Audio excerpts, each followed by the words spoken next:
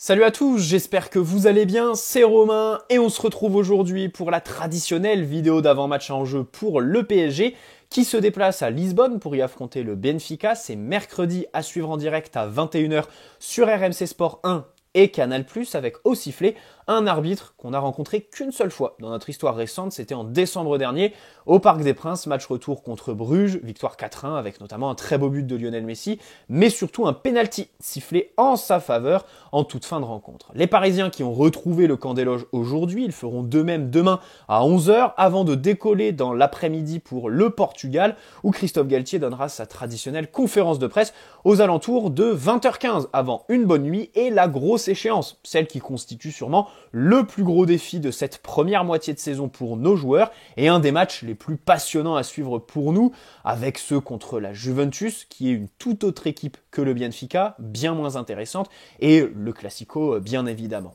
Pourquoi un gros défi ? Parce qu'en face, il y a une équipe qui tourne à plein régime. Alors oui, il reste sur un match nul et vierge ce week-end, mais le Benfica a des principes très affirmés, un 11 qui marche très très bien, avec de bonnes connexions, un banc aussi. Même si, alors, on a tendance à dire que oui, ce sera évidemment un match très intense, avec un gros défi pour nous, c'est une évidence, mais sur certains points, et on y reviendra demain parce que je vais leur consacrer tout simplement une vidéo entière à notre adversaire, eh bien, il nous ressemble, tout simplement, notamment sur les défauts, voilà, ou certains points de contexte, comme les victoires à l'arraché, par exemple. Bref, dans tous les cas, nous, on sort d'une victoire 2-1 contre les Niçois au bout, grâce à une superbe entrée de Kylian Mbappé. Je trouve que on a insisté sur le très bon match de Lionel Messi. Hugo Ekitike a aussi un petit peu cristallisé les attentions avec sa première moyenne, mais l'entrée de Kylian, quand on re-regarde le match, en fait, c'est ce que j'ai fait après, son entrée, elle est fantastique. Voilà, tout simplement, le but, les appels. C'est dommage qu'il y ait ces histoires d'hors-jeu au début, parce qu'ils peinent un petit peu à se mettre dans le bain, et parce que les Niçois évoluent aussi très très haut. Ça, c'est un problème, évidemment, qu'on a rencontré en première, parce que Ekitike décrochait trop, et Christophe Galtier l'a justifié, l'a souligné de manière très juste. Je crois que c'était au micro du Ruiz Club, avec Alexandre Ruiz. Donc voilà. Dans tous les cas, on a eu aussi Neymar qui a fait son moins bon match de la saison. En même temps, vu les standards qu'il s'est imposé en termes de performance, bon, c'est facile de dire que c'est son moins bon match, vu comment tous les autres sont excellents. Vitinha a fait une première mi-temps, franchement, voilà, c'était assez neutre. Et ces deux joueurs, Vitinha et Neymar, il y a un facteur qui explique évidemment leur performance un petit peu moyenne samedi soir, même si Vitinha fait une meilleure seconde mi-temps, c'est l'absence de Verratti, qui sera gommé puisqu'il est de retour. On voyage sans Kimpembe, qui est toujours blessé, mais il est quand même rentré du Qatar, où il était à la clinique Aspetar pour se soigner. Bon, il devrait revenir après le match contre Ajaccio, qui est après le Classico, donc bon, c'est pas le moment d'en parler. Et Renato Sanchez, qui est forfait, mais qui évidemment n'est pas blessé. Dimanche, il a passé des examens qui n'ont pas révélé de blessure. On ne sait pas trop du coup pourquoi il est sorti prématurément, ça c'est le cas de le dire, lors de son entrée contre Nice. Dans tous les cas, il n'est pas là. C'est dommage parce que, encore une fois, son entrée contre la Juve, on s'en souvient, elle était pas mal. Et un jour où Christophe Galtier va être attendu, moi, c'est pas sur le 11 de départ que j'attends Christophe Galtier, parce qu'on va y revenir plus tard dans la vidéo. Évidemment qu'on sait tous qui va débuter, mais surtout sur la gestion de la seconde mi-temps, si ça commence un petit peu à mal tourner, si on prend une sauce, et est-ce qu'il va réussir à avoir un bon pragmatisme. Renato Sanchez aurait été quand même une très belle corde à ajouter à son arc.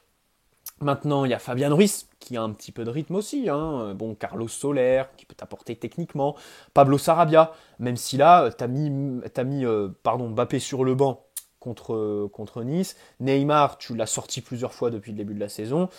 Messi, bon, il est sorti contre Nice, ouais.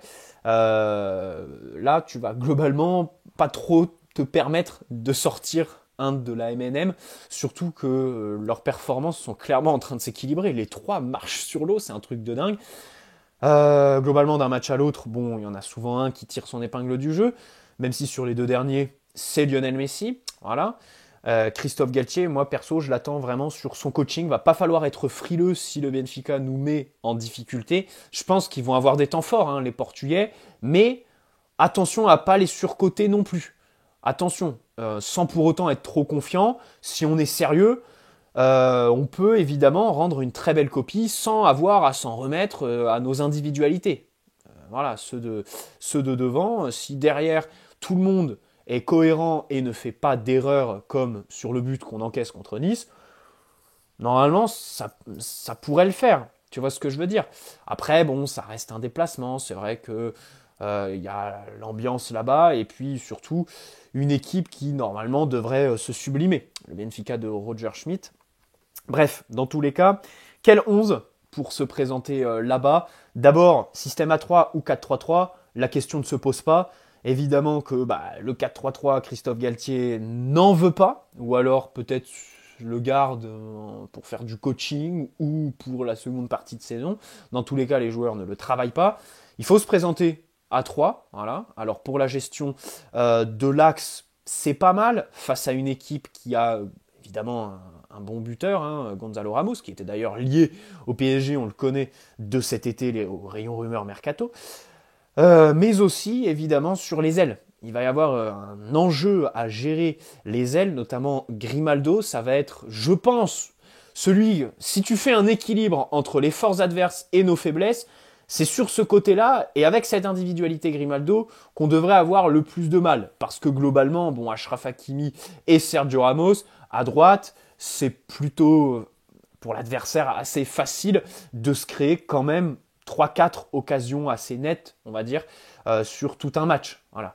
Donc ça va être à surveiller. Évidemment, au milieu de terrain, il va falloir imprimer du rythme. Comme je le disais, donc retour de Verratti qui va être très important parce que Neymar contre Nice, c'est marrant parce que ça, on ne l'a pas ressenti chez Lionel Messi, mais Neymar jouait beaucoup plus bas parce que il savait pertinemment que Verratti n'était pas là, qu'il fallait donc remonter les ballons. Et Fabian Ruiz ne l'a pas aidé parce qu'il a été assez neutre. Et effet domino, Vitinha s'est aussi retrouvé assez muselé en fait et n'a pas du coup aidé en première mi-temps devant parce que il pouvait pas se projeter. Fabian Ruiz étant un petit peu plus statique, nonchalant que Marco Verratti. Ne jamais oublier le volume de jeu et de course du petit Italien. Évidemment, Vitinha, sachant ça, ne s'aventurait pas trop devant parce qu'il savait que derrière, fallait taper un énorme sprint pour attraper parce que Fabian Ruiz n'est pas capable de couvrir toute la largeur à lui tout seul. Et quelque part aussi, c'est un petit peu normal. On l'a recruté, on savait très bien que dans un double pivot, ça allait être un petit peu compliqué. Donc retour de Marco Verratti qui devrait faire du bien. Comme je disais, Lionel Messi, on l'a vu samedi dans un registre tout autre. D'abord parce qu'en matière de dribble, je pense que c'est son meilleur match au PSG. Il a réussi à faire déchevaucher techniquement très très bonne, mais surtout physiquement. Parce que derrière, ça a essayé de lui mettre des coups, des 1 contre 1. Il a résisté à plusieurs reprises, notamment contre Lemina.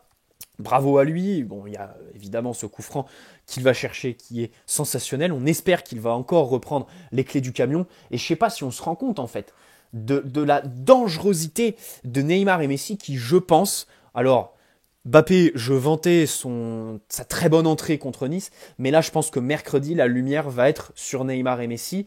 Ce ne sont que des suppositions, mais vu comment Benfica presse, avoir ces deux joueurs-là dans les demi-espaces, l'un à droite, l'autre à gauche, je ne sais pas si on se rend compte de la dinguerie en fait, d'avoir Neymar et Messi qui sont tous les deux entre les lignes à chaque fois, dans les demi-espaces, et surtout à ce niveau-là, c'est complètement dingue. C'est absolument ahurissant. Derrière, évidemment, si on marque très vite, Mbappé va avoir des cartouches. Je ne dis pas qu'il va faire un mauvais match. Je dis que dans les sorties de balles, il y a vraiment beaucoup de choses qui me font penser que ça va être vraiment la soirée de ces deux-là, Neymar et Messi. Techniquement, il va falloir qu'ils répondent bien sûr, stop les approximations, enfin stop non, puisqu'il n'y en a pas eu ces derniers temps. Peut-être pour Neymar, qui porte un petit peu plus sa balle, on l'a vu contre Lyon, on l'a vu contre Nice, contre Lyon, par exemple à la finition, il était un petit peu mou, notamment sur cette frappe en seconde mi-temps, contre Nice, il était au contraire complètement trop fort en fait, trop puissant, une frappe pas assez maîtrisée. On espère qu'il va retrouver un curseur placé au bon endroit contre le Benfica. Messi, rien à dire évidemment. Devant la MNM, avec Kylian Mbappé en tant que numéro 9. même si bon, il faut essayer de lui donner cet espace gauche. Nuno Mendes en tant que piston, alors lui, il va avoir un ailier qui va aller chercher les 1 contre 1, hein, Neres. Honnêtement, je disais qu'à droite, ça allait être compliqué avec Grimaldo, mais pour Nuno, je mets pas. Là, franchement, je lui fais vraiment confiance. Et en fait, pour parler crûment, euh, je pense qu'il va museler Neres. Je savais pas trop comment le dire. C'est vrai que ça peut paraître arrogant, mais je pense que voilà, il va faire son match, Nuno Mendes, tout simplement. Défensivement, il est très bon. C'est un obstacle en moins au retour au système A4, hein. Il a montré lors de la trêve avec le Portugal que c'est un très bon défenseur d'alignement A4 en fait. C'est incroyable comment il est devenu complet depuis sa signature au PSG, le petit Nuno qui est absolument un crack générationnel. Au milieu de terrain, Verratti Vitinha avec Verratti un cran plus bas pour les sorties de balle parce que tu as une équipe qui presse, tu vas avoir besoin de Marco Verratti. Et puis Vitinha un cran plus haut parce que il réussit à se connecter, surtout à avaler du pressing.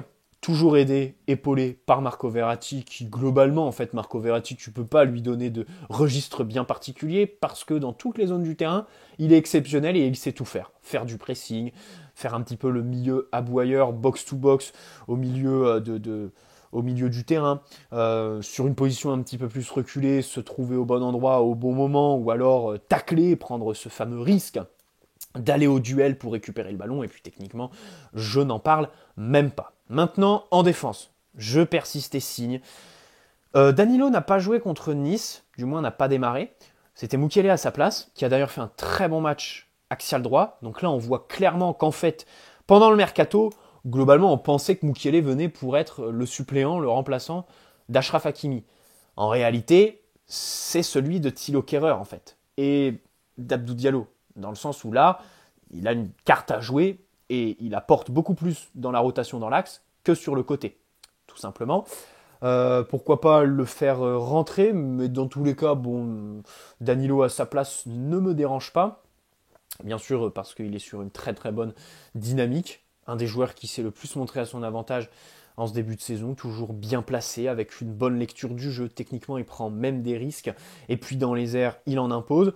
Je le mets dans l'axe. En fait, j'aimerais bien le voir dans l'axe de cette défense, Danilo, parce que dans la tête, il en a. C'est aussi un ancien milieu défensif qui s'est reconverti avec l'âge, comme beaucoup.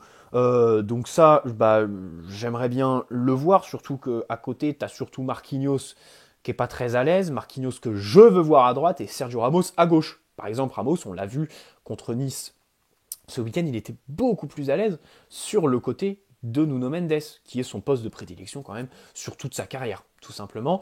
Donc voilà, Donnarumma dans les cages, bien évidemment. On espère qu'il va faire un bon match. En Ligue des Champions, il a encaissé un but contre le Maccabi, un autre contre la Juve, où il est vraiment pas exempt de tout reproche. Dans les sorties de balles, on l'attend. Il avait fait 2-3 dingueries en Israël, par exemple. Même si, globalement, je trouve que sur son début de saison, en fait, je fais partie de ses défenseurs. Ceux qui le critiquent en font clairement trop avec Donnarumma. Parce que oui, il a évidemment des défauts à la relance et dans les sorties globalement aériennes. C'est vrai qu'il n'a pas trop de 1 contre 1 à gérer. Ça, la profondeur, les attaquants adverses se retrouvent pas souvent en situation de duel avec le gardien. Mais dans tous les cas, au pied, alors malgré 2-3 dingueries, et évidemment les fantômes du match contre le Real ressortent dès que tu le vois un petit peu se presser dans cet exercice, mais la réalité c'est que les chiffres sont très bons statistiquement, ça ressort. Alors ce week-end il avait Hugo Ekitike, et à 2 ou 3 reprises on a vu Donnarumma s'amuser à allonger sur Ekitike. Tu vois que ça lui fait du bien, parce que quand il n'a pas de solution, il peut balancer sur un attaquant qui est grand. Je crois qu'il n'y a aucun des duels que Hugo Ekitike joue qu'il remporte. Donc, globalement, il perd le ballon sur chaque dégagement. Mais dans tous les cas, c'est bien tenté de la part de Donnarumma, qui pour le coup n'aura personne. Messi, Neymar, peut-être Mbappé, Achraf Hakimi à droite, et encore. Achraf Hakimi qu'on espère évidemment voir offensivement. Il va falloir s'en servir offensivement parce que ça va être la première des clés en fait. Je parlais de Grimaldo qui va être un gros danger pour nous parce que c'est un excellent centreur et puis un latéral très offensif. Mais avant de le voir centrer, il faut évidemment le museler en lui faisant peur, en mettant sur orbite Achraf Hakimi, qu'il prenne la profondeur, qu'il fasse un petit peu reculer ce bloc pour que Grimaldo soit un petit peu plus muselé. Et ça, je compte vraiment sur Messi pour essayer de chercher Achraf à de nombreuses reprises. Je crois qu'en première mi-temps, contre Nice, il fait une passe fantastique, Lionel Messi, qui est absolument téléguidée. On peut penser qu'elle est pour Ekitike et que du coup elle est loupée, mais au final elle arrive dans les pieds d'Achraf et elle est exceptionnelle. Donc s'il te plaît Lionel, fais-en plus des comme ça. Je crois que c'est un peu avant la pause. Mais je pense que vous l'avez un petit peu tous en tête, tellement le geste était magnifiquement bien réalisé. Bref, c'est extraordinaire. Donc voilà, 3-4-1-2 si on peut dire, ou 3-4-3. Ouais, non, c'est clairement un 3-4-2-1. 3-4-3. Donc avec Danilo, Sergio Ramos, Marquinhos, les sorties de balles vraiment à gérer, surtout contre une équipe qui presse, et surtout c'est un pressing, attention, contre lequel évidemment on a certaines cartes à jouer, des cartes qu'on a évidemment dans la palette technique de nos défenseurs. Je vous mets du suspense parce qu'on en parlera demain dans la vidéo sur le Benfica, notamment Sergio Ramos qui est capable d'avoir un grand rôle là-dedans, et Marquinhos aussi, un petit peu plus de manière verticale. Voilà, tout simplement pour essayer de briser ce premier rideau qui est assez intense, bien évidemment, de cette 4-4-2, 4-2-3-1 du Benfica qu'on analysera donc demain. Voilà pour le PSG, les sorties de balle, le réalisme aussi. Très tôt dans le match, bien évidemment. On dit oui, le PSG a eu une petite baisse de régime. Oui, mais par exemple contre Lille, si tu marques pas ce but au bout de je sais plus combien de secondes, quel est le match derrière? Parce que les Lillois, alors ils en prennent 7, c'est difficile de dire qu'ils font pas un mauvais match, mais ils avaient pris ce match par le bon bout dans les intentions et tactiquement. Voilà, donc toujours bien penser à ce réalisme, comme par exemple contre la Juve. La Juve, ils ont beau faire une bonne seconde mi-temps au parc, on a pris un avantage de 2 buts en première, et l'ascendant psychologique qui fait que en seconde, on se fait pas non plus une peur grotesque. Hein. C'est parce qu'on est supporter parisien et qu'on repense à des matchs qui nous ont fait un massacre psychologique qu'on se fait peur. Mais globalement, bon, la Juve marque très rapidement, mais derrière, pas non plus de grosses occasions. Et puis contre le Maccabi, c'est un petit peu la même tendance qui s'observe. Bref, bonne soirée à tous. N'hésitez pas à poser un like si cette vidéo vous a plu, vous abonner si ce n'est pas déjà fait. Et puis, on se dit à demain pour le Benfica et après-demain pour le débrief de ce match que j'attends vraiment. J'ai hâte de voir si le PSG va pas me faire mentir, va vraiment me donner raison dans le sens où si ils sont sérieux, je pense que si le PSG fait un match sérieux et appliqué, comme on a pu faire récemment contre Lyon dans le contenu, si on pouvait rajouter le réalisme en plus, ça peut faire une très belle copie, comptablement et dans le jeu aussi. Ce qui ferait évidemment du bien, parce que voilà, il y a quelques petites interrogations sur ce système à 3 et quelques registres de jeu comme les sorties de balles. Je ne cesse de le répéter dans toutes mes vidéos. Allez, bonne soirée à tous et à demain les amis, prenez soin de vous.